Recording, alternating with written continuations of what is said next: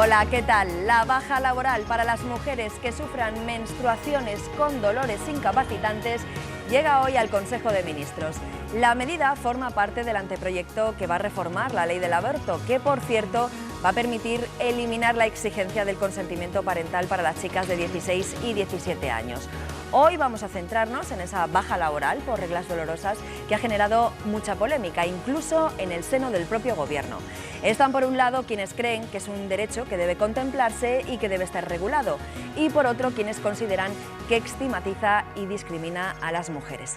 De todos esos puntos de vista, todas esas cuestiones vamos a tratar de analizarlas hoy con nuestros siguientes invitados.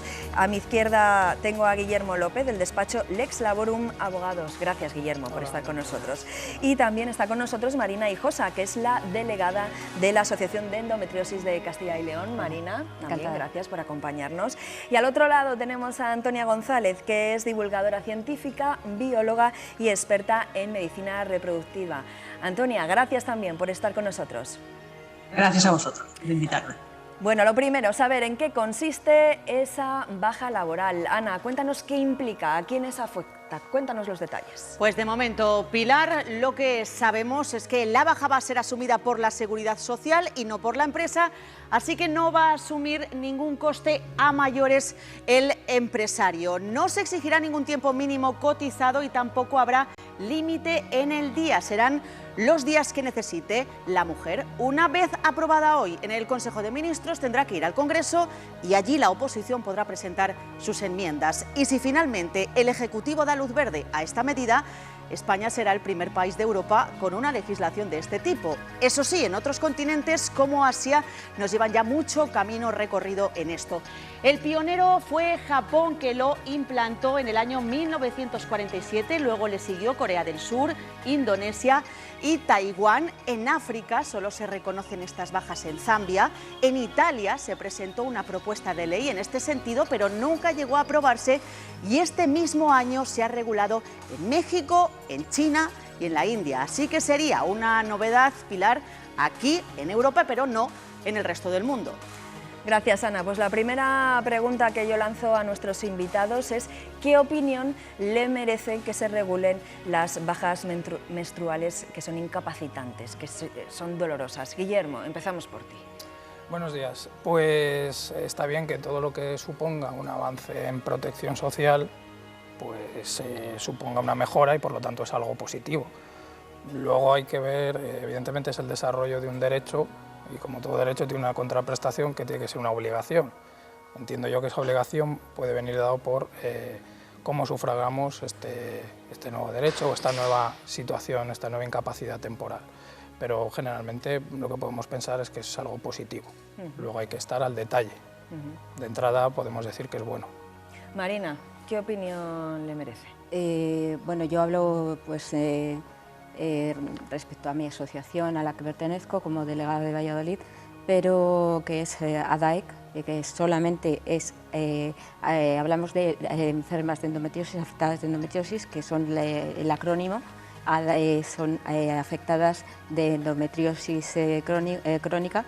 Entonces, lo que nosotros estamos de acuerdo, que sí que bueno, es una buena propuesta, por supuesto, pero es que ya está reflejada en sí en otros términos, es decir, que ya hay unas bajas laborales por otras enfermedades, otras patologías de este tipo. O sea, que ya estaría contemplado. Sí, o sea, ya estaría. Una mujer que ahora mismo sufra dolores incapacitantes, ahora mismo tiene contemplada esa baja. Sí, lo que pasa es que hay que diferenciar los términos. O sea, no creemos que está bien identificado como tal.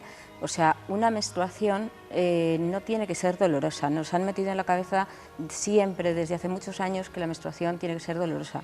De hecho, incluso pues, ginecólogos, la regla tiene que doler, o te duele, o eres muy quejica, etcétera, etcétera. Hablo como enfermera y paciente de endometriosis, igual que por compañeras.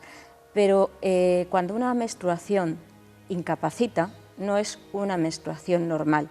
O sea, porque una menstruación puede doler o puede tener unas molestias y con un analgésico en casa, cualquier cosita, pues se te puede pasar, puede mejorar o incluso, pues nada, lleva una vida normal. Pero una menstruación incapacitante ya es una dismenorrea y cuando hay una dismenorrea ya hay que sospechar que hay algo grave detrás. Entonces, lo que nosotros consideramos que eso está contemplado de esta manera, hay que hablar con propiedad. Y lo que queremos es que si una mujer necesita una baja un mes tras mes con ese tipo de patología, pues entonces tiene que derivarse a un ginecólogo, que parece un milagro que todavía a estas alturas tengamos que pedir que nos deriven a la ginecología y que ese ginecólogo o esa ginecóloga estudie bien el caso de esa paciente para llegar al problema que tiene. La doctora Antonia, que nos está escuchando, seguro que está, creo que en la línea de lo que estaba contando Marina. Antonia, ¿qué le parece a usted que se regulen estas bajas? Pues mira, yo creo que es un primer paso y que está bien. De hecho, estamos hoy hablando aquí del dolor de regla, que eso ya es un paso muy grande, pero que necesitamos más. Es decir, el gran problema yo creo que está en la educación. En la educación tanto a nivel de mujeres y hombres en la sociedad, como también en la formación y educación en profesionales. En profesionales como médicos de familia, que van a ser los que van a dar las bajas, y como ginecólogos, que van a ser a los que se les deriven las pacientes. Yo también sufro de endometriosis, entonces sé lo que es pasar muchos años de ginecólogo en ginecólogo sin haber encontrado una razón. Entonces, estamos hablando de dolor, como bien decía antes, no de molestia, no de una pequeña inflamación, no, de dolor, y el problema es que hemos normalizado el dolor. La dismenorrea, como decía, que es el dolor de regla, lo hemos normalizado. De hecho, una pequeña anécdota, yo escribí un artículo en un periódico nacional y se publicó en redes sociales el artículo. Yo decía que la regla no debería de doler, la regla no duele, y si duele es que algo sucede que no está bien y que habría que revisar. Y tuve casi 1000 y pico de comentarios de mujeres atacándome. No entendía bien por qué. Digo, pues estoy diciendo que no es normal. Bueno, pues hemos normalizado el dolor. Y el hecho que digamos que la regla no debería de doler, ofende. Entonces, es una patología y tiene un origen. Puede ser una endometriosis, puede ser por miomas, adenomiosis, infecciones pélvicas, quistes ováricos, pólipos. Hay que mirar. O sea, una mujer no puede tener todos los meses 3 días de no vida. Entonces tendremos que ver qué ocurre. Eso además le afecta a otras cosas, afecta a su sistema inmunológico, afecta a su sistema reproductivo, a su fertilidad, a su intestino. En fin, claro, no es solo un dolor de regla, hay mucho detrás, claro, es salud. Eso es, hay algo detrás y luego les preguntaré porque si esto va a ayudar al diagnóstico precoz de todas esas enfermedades, porque bueno, ya se reconoce que hay un problema, entonces les preguntaré por eso. Bueno, desde luego, el tema de las bajas por menstruación incapacitante ha generado muchas declaraciones a favor y en contra. Los primeros en pronunciarse han sido los políticos. Es un asunto que ha despertado, ya lo saben todos ustedes, polémica y diferencias, hasta en el mismo Ejecutivo del que ha salido la medida. Ana. Sí, Pilar, dentro del propio Gobierno encontramos ministerios con posturas enfrentadas. La baja menstrual divide al Gobierno de coalición. Una de las primeras en cuestionar la propuesta fue la vicepresidenta primera, Nadia Calviño. Usó la palabra estigma y eso no gustó nada. Este Gobierno cree y está absolutamente comprometido con la igualdad de género. Nunca vamos a adoptar medidas que puedan resultar en una estigmatización de las mujeres. Yo creo que estigmatiza no tener la sensibilidad suficiente para comprender que somos diferentes las mujeres y los hombres y que el mundo laboral no es neutro. Lo que es estigmatizante es que las mujeres tengamos que vivir nuestra regla desde la soledad, desde la vergüenza, desde la culpa. Bueno, pues ese debate no solo ha estado en el Gobierno, también en los partidos de la oposición, muy críticos con esta medida. Escuchen.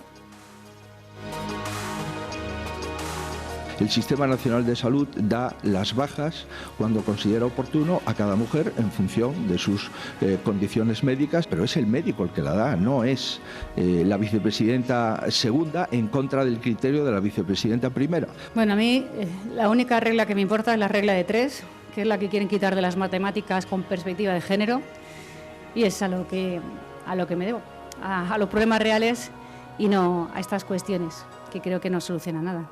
como mujer me parece hasta insultante que me diga que una menstruación tiene que justificar una baja laboral que por supuesto van a pagar los empresarios.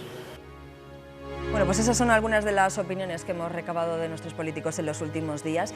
Guillermo, Marina, ¿había una demanda social de regular este tipo de bajas? Yo no sé si os habéis encontrado, por ejemplo, como abogados, habéis encontrado estos casos o sabes de compañeros que se han encontrado estos casos y que han tenido, yo qué sé, que llegar a los tribunales para poder reconocer su caso. ¿Había una demanda social? En principio no había ningún tipo de demanda social y como es cierto que existe ya una, como comentaba Marina, existe una regulación específica que tenemos en los manuales de tiempos de bajas, en las que se establecen en función de los diferentes cuadros clínicos que pueden ser los que estaban comentando las compañeras, que era unos concretos, ya teníamos unos periodos de incapacidad temporal establecidos, normalmente de 4 días. Si bien es cierto que los días del 0 al 3 no se percibe ningún tipo de prestación económica, ahora parece ser que con el desarrollo normativo, según lo que hemos podido escuchar, sí va a haber una prestación económica. Sí, el Estado se va a encargar desde el... Con lo cual, bien, pero demanda no. Lo que venía estando perfectamente, a mi entender, cubierto con la regulación que existe. Si lo que se hace ahora es concretarlo y mejorarlo, pues bienvenido sea. Marina, por los casos que conoces cercanos a ti, ¿había una demanda?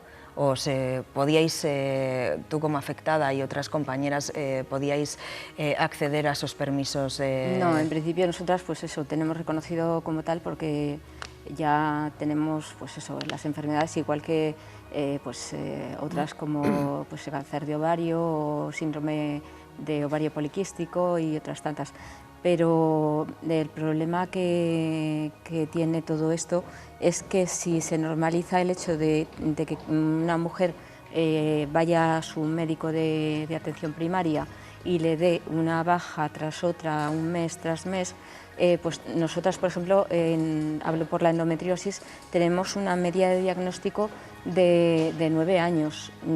Hablando de mi caso, por ejemplo, y por suerte 23 años tardaron en diagnosticarme la enfermedad.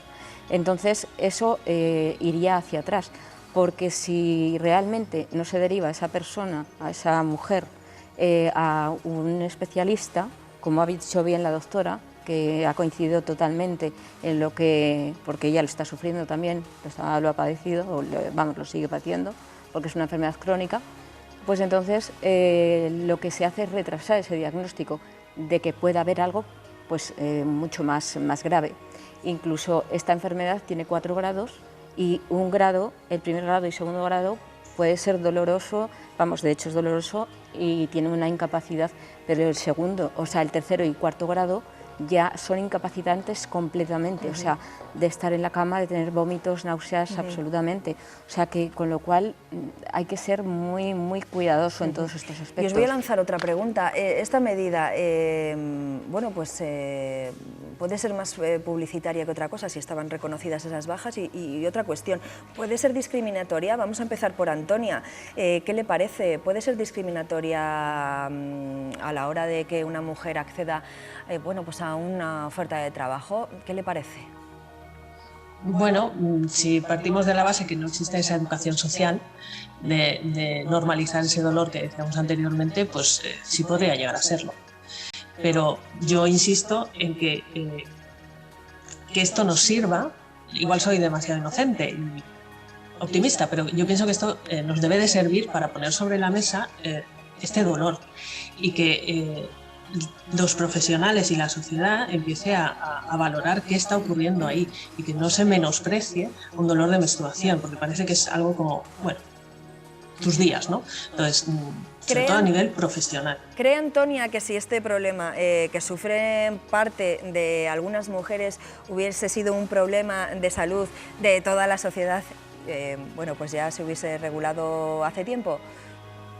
Seguramente. Sí. Sí.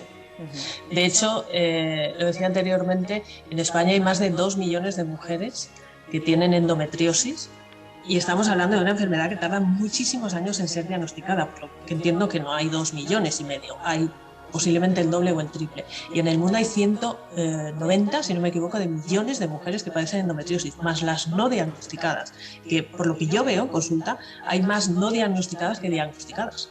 O sea, el porcentaje es mucho más alto. Hasta llegar al diagnóstico tienes que ser un ginecólogo especialista de endometriosis, con un ecógrafo de una muy alta resolución y sentarse a escuchar a la paciente. Escuchar sus síntomas y esa paciente necesita tiempo en la consulta con el doctor para que realmente sepa qué está ocurriendo. Pues hay unos síntomas muy característicos de la endometriosis, pero que también pueden ser quistes y pueden ser otras cosas, pero lo importante es que esto es un problema de salud, no es un problema de menstruación, de mujer, es un problema de salud y que detrás hay un problema inflamatorio, hay un problema estrogénico, hay un problema inmunológico que podemos tratar no solo con medicación, también con alimentación, con suplementación, con ejercicio y las mujeres que padecemos esto podemos tener un nivel de vida y de salud bastante bueno, pero claro, necesitamos que todo esto nos lo enseñen. Voy a preguntarle a Guillermo, ¿discriminará esta medida a las mujeres? Pues de entrada podríamos decir, según las declaraciones que estamos escuchando, que sí va a ser un objeto de discriminación, pero al igual que contratar a una mujer en edad fértil que puede tener hijos, luego una baja por riesgo durante el embarazo, luego la maternidad, luego una reducción de jornada hasta los 12 años, si esto ya no es un elemento que suponga un obstáculo para la contratación, de entrada esto tampoco. Si lo viéramos, que se normalizará cuando pase un poco la polémica, claro, ¿no, Guillermo? Yo entiendo que igual el concepto, probablemente quien emite la noticia, la norma, ya por ese hecho ya puede haber un sesgo, pero si estamos hablando de un concepto, como están diciendo de nuevo la facultativa, que estamos hablando de un tema médico, nadie va a poner límites a que por un tema de salud uno tenga una incapacidad temporal. El Estado asumirá el coste de la baja desde el primer momento. Los empresarios no tendrán, por tanto, que pagar ese coste, pero ha originado reservas, Ana, más bien por la forma en la que se ha hecho. Sí, no ha convencido al sector empresarial la forma en la que se ha regulado. Dicen que nadie les ha consultado. La patronal de Castilla y León evita pronunciarse hasta que no esté listo el texto definitivo de la ley. No podemos hacer una valoración del borrador del documento, más que nada porque en el ámbito nacional ni se nos ha entregado documento alguno, ni se ha debatido en ninguna mesa y por tanto desconocemos los detalles de su aplicación. Sí que nos habría gustado haber debatido, haber conocido el documento, pero ya te digo que en el ámbito nacional, que es donde se debería debatir este asunto, la COE nacional no tiene ningún tipo de contacto con el gobierno para tratarlo. Bueno, ¿y qué dicen los sindicatos? Pues hay dudas porque creen que la medida puede ser contraproducente a la mujer en el mercado laboral cuando todavía la brecha de género es grande. Comisiones Obreras y UGT piden negociar la baja por menstruación en el diálogo social. Es perfectamente razonable que si la menstruación genera una situación que inhabilita para trabajar, esto se pueda canalizar a través de una baja. Antes de entrar en un debate incluso dentro del propio Gobierno, deberían de haber sido objeto de concertación, de negociación en el ámbito social y a eso justamente es a lo que queremos invitar.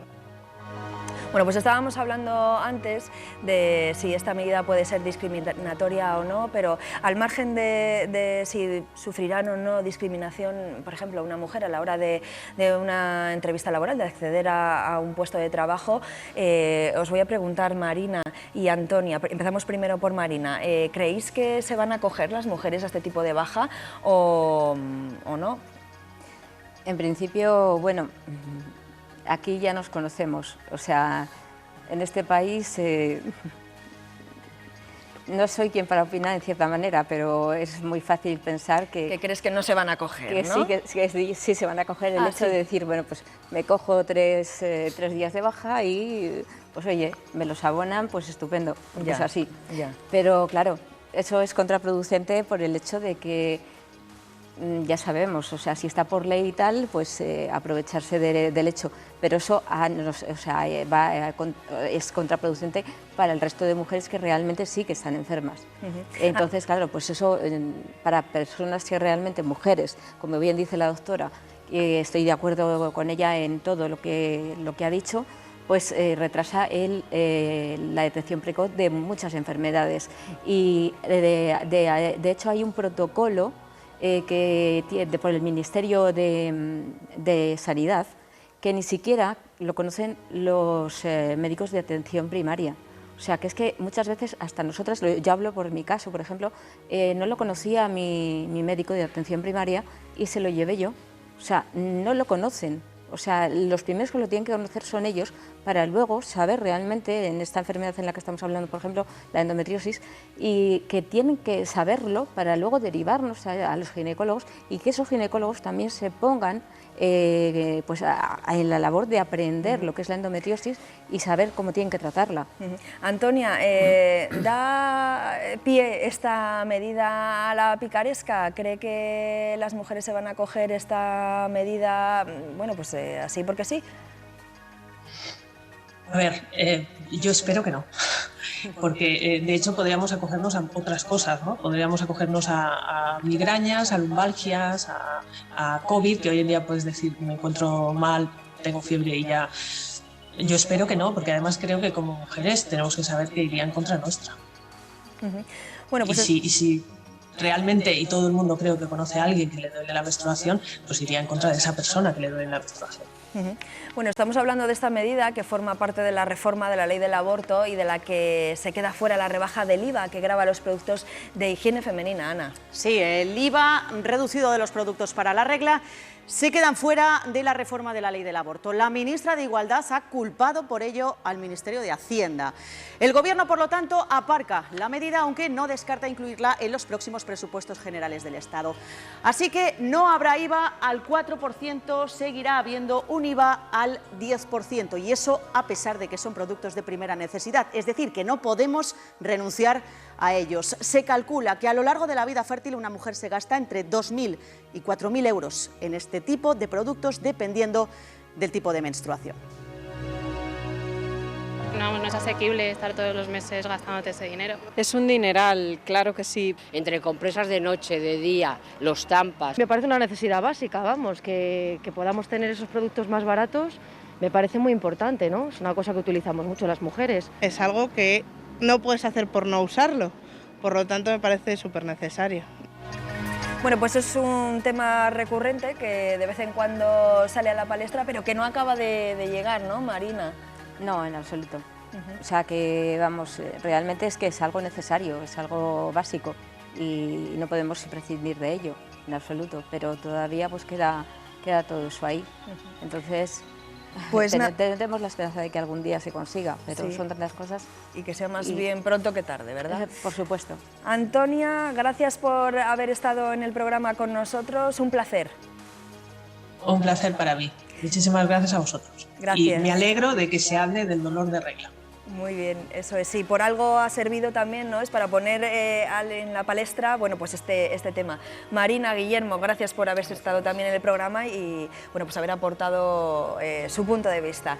La baja laboral por menstruación dolorosa incapacitante se regula por primera vez en nuestro país. Veremos si la medida sirve para dar cobertura legal a un problema que sufren algunas mujeres para mejorar su calidad de vida y anticipar el diagnóstico precoz de la enfermedad que padecen. Nos vamos, mañana hablaremos, por cierto, de ese episodio de calor extremo que va a afectar también a Castilla y León. Y ahora más temas en el programa. Vamos a ver Cristina Camel, muy buenas. Más temas, gracias Pilar, más temas en el mismo sentido. Buena parte del tema de esa aprobación por parte del Gobierno y en el Consejo de Ministros de la nueva ley del aborto también la trataremos hoy en nuestro programa. Hablaremos de ese no IVA reducido para los productos de higiene íntima y también hablaremos, Pilar, del chanelazo y de un posible cambio en el orden de los votos. Será muy interesante. Seguro que sí, Cristina. Bueno, pues ya lo saben, no se lo pierdan. Adiós, hasta mañana.